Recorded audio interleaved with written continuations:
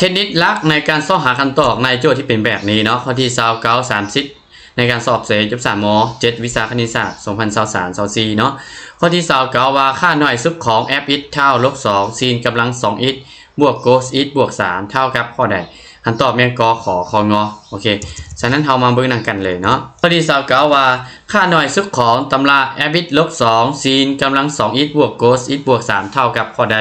ก่อนที่โนจะแก้เรามาเบิ่งว่าเป็นตำราเดียวกันแล้วบ่เนาะก็คือซีนกำลัง 2x กับ cos x เป็นตำราเดียวแล้วบ่ยังถ้ายังน้องจงใส่สู้ตัวที่ว่าซีนกำลัง 2x บวก cos กำลัง 2x เท่ากับ1มาแถมใส่เนาะโดยน้องถอนเอาซีนกำลัง 2x นี้เท่า1ลบ cos กำลัง 2x เนาะฉะนั้นน้องมาแทนใส่บนนี้น้องจะได้ f x นี้เท่าไปเป็นลบ2คูณ1ลบcos กำลัง 2x แม่บ่และมาบวก cos x บวก3เท่าไปลบ2คูณเข้านี้เป็น2 cos กำลัง 2x บวก cos x เนาะและลบ2คูณนี้เป็นลบ2ลบ2มาบวก3เป็นบวก1แม่บ่ในทางหน้านี้มี2ฉะนั้นน้องเอา2แยกออกมาเป็นส่วนคูณก่อนจะได้2ออกมาข้างในยังเหลือแต่ cos กำลัง2เนาะและอันนี้ก็จะเป็น1ส่วน2เวลาคูณเข้ามันจะเท่าตัวเดิมแม่นบ่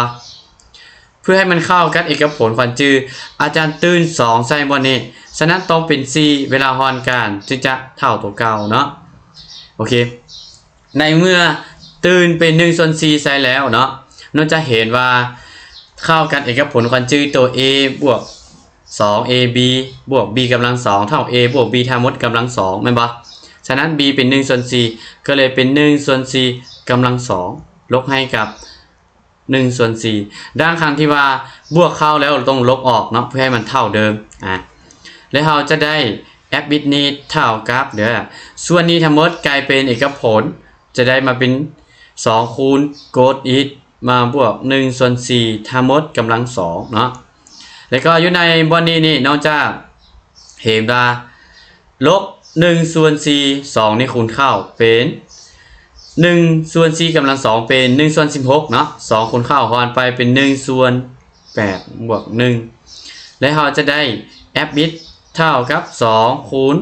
cos x บวก1ส่วน4ทั้งหมดกำลัง2เนาะขึ้นพุ่งวันไปเนาะจะได้8คูณ1เป็น8ลบ1เป็น7ส่วน8เนาะ7ส่วน8ฉะนั้นเราต้องมาเบิ่งว่า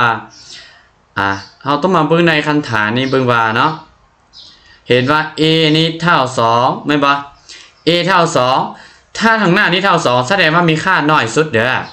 แสดงว่าเราจะได้ค่าน้อยสุดของตำรานี้เหมือนเท่ากับ7ส่วน8เลยเนาะแต่ในกรณีในบนนี้ใหญ่กว่า0เนาะ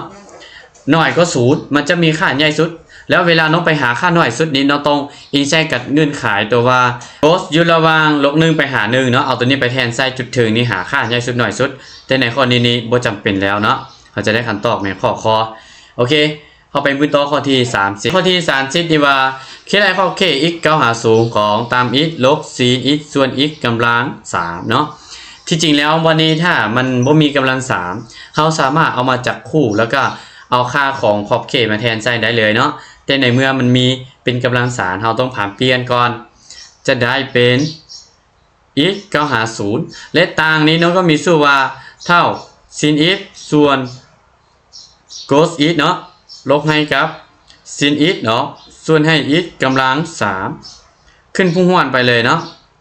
ขึ้นพุ่งห้วนไปเลยเนาะจะได้ตัวนี้มาเป็น sin c แยกออกมาอยู่นอกเด้อทางในยังเหลือ1ลบ cos x ส่วนให้กับ x กำลัง3คูณ cos x เนาะแต่น้องมีสูตรว่า1ลบให้กับ cos x เท่า2 sin กำลัง 2x ส่วน2ก็เลยเอาตัวนี้มาแทนใส่เนาะเราก็จะได้ตัวนี้เท่าไปเป็นขอบเขต x เก้าหา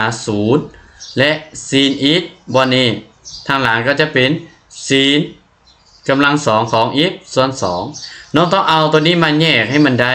ตัวนี้ประกบตัวขึ้นมาเนาะแล้วน้องจะได้ x มาใส่ทางหน้านี้ส่วนทางหลัง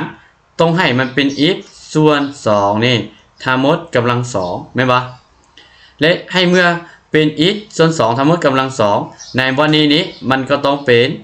4แต่เนาะในสูตรแม่นต้องมี2เข้ามาอยู่ทางหน้านี่แม่นบ่แล้วตอนนี้นี่2ตัวนี้มันเท่ากับ1 2ตัวกำลัง2เท่ากับ1ยังเหลือแต่2ส่วน4ออกเป็น1ส่วน2ฉะนั้นคำตอบแม่นข้อขอไข่เนาะโอเคอันนี้จะเป็นเทคนิคในการแก้โจทย์เนาะสำหรับน้องใดที่อยากติวเสจับ3ม7เนาะแม่นสามารถทักหาอาจารย์ที่เบอร์55149965เด้อเพราะว่าปัจจุบันนี้อาจารย์เปิดสอนแล้วเนาะเป็นหลายวิชาแต่ละวิชาหลักเลยน้องใดที่บ่อยากพลาดเทคนิคดีๆแบบนี้อย่าลืมกดไลค์กดแชร์ด้วยเนาะแล้วมาพบกันใหม่